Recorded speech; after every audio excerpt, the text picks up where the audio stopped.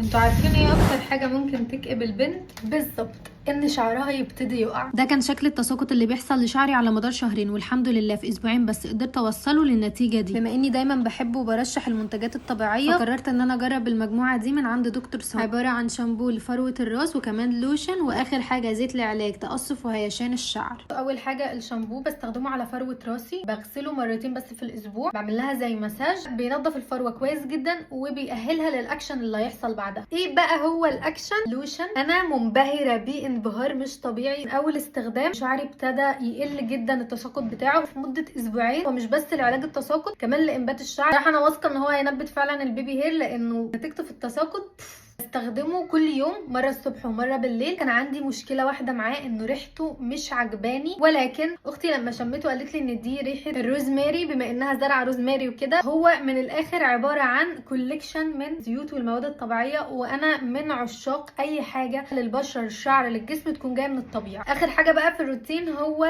الهير فود. ده من الاخر زيت للشعر، يستخدم على الاطراف. لاحظت بصراحة ان هو بيقلل لي من التقصف جدا، ريحته تحفة قوي، ريحته زيت جوجوبا. طبعا عايزين تراجعوا المكونات بتاعته موجوده، انتوا مش بس هتقروها على الازازه، انتوا هتشموها. بصراحه مبسوطه قوي بالمجموعه من الحاجات اللي حقيقي حسنت لي نفسيتي اخر فتره، لاني بطلت اشوف شعري وهو واقع في كل حته في الاوضه.